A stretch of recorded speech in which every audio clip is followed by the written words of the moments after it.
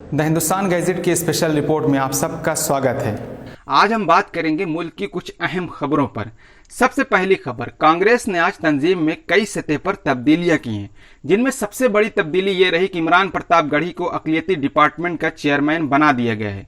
ये खबर आज कांग्रेस ने बजरिए प्रेस रिलीज दी है, जिसमें बताया गया कि कांग्रेस सदर सोनिया गांधी ने इमरान प्रताप गढ़ी को AICC अक़लियती डिपार्टमेंट का चेयरमैन मुकर्रर कर दिया है। अब तक ये जिम्मेदारी नदीम जावेद संभाल रहे थे और कांग्रेस ने उनके कामकाज की तारीफ भी की है। 4 नए सेक्रेटरीज का भी तकर्रुर किया गया है। वहीं अगली खबर पाकिस्तान की सीमा से है। पाकिस्तान की सीमा में गलती से जा पहुंचे एक भारतीय शख्स की 4 साल बाद देश वापसी हुई है, जिसके बाद उसके परिवार वालों ने सुकून की सांस ली है। उन्होंने भारत सरकार और विदेश मंत्रालय का शुक्रिया अदा किया है।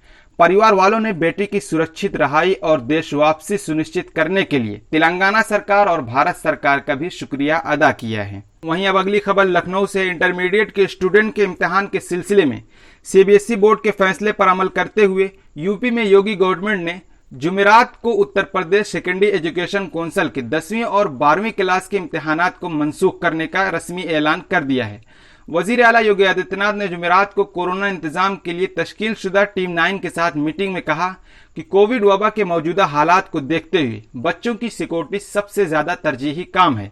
वजीर आजम की तरगीब से उत्तर प्रदेश हुकूमत ने फैसला किया है कि मौजूदा तालीमी सेशन में सेकेंडरी एजुकेशन काउंसिल के 10वीं और 12वीं बोर्ड के इम्तिहान का इनेकाद नहीं होगा।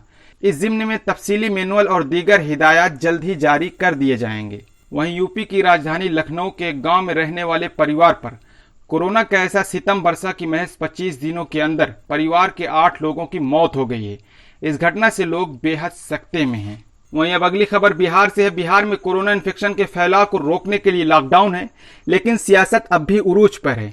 अब एनडीए में इत्तेहादी बीजेपी और जेडीयू आमने सामने हैं। जुमेरात को बीजेपी के MLC टन्ना पांडे के बयान ने जोर पकड़ लिया है। इससे पहले कि सिवान में एम्बुलेंस घोटाले से शुरू होने वाली सियासत रुक गई थी, अब जेडीयू ने बीजेपी पर एक बड़ा हमला शुरू कर दिया है। जेडीयू के तर्जुमान संजय सिंह ने कहा कि जो भी नीतीश कुमार से सवाल करेगा उसकी जबान काट देंगे। अहम बात यह है कि बीजेपी के MLC टन्ना पांडे ने भी नीतीश कुमार के खिलाफ महाज खोल दिया है। उन्होंने भी कहा कि मैं नीतीश कुमार जिंदाबाद नहीं कहूंगा, नीतीश हालात के वजीर आला हैं। टन्ना ने कहा कि नीतीश हमारे लीडर नहीं है, हाँ वो एनडीए का हिस्सा है और बिहार के वजीर आला जरूर हैं। मेरे लिए सीवान की आवाम ही सब कुछ है। टन्ना ने कहा कि पिछले साल होने वाले बिहार असेंबली इंतखाबात में आवाम ने ज्यादा से ज्यादा वोट देकर तेजस्वी यादव का इंतखाब किया था, लेकिन नीतीश कुमार को सरकारी मशीनरी का इस्तेमाल करते हुए इक्तदार हासिल हुआ था। आज तक के लिए इतना ही। देश और दुनिया की और खबरों को जानने के लिए हमारे साथ जुड़े रहें। धन्यवाद।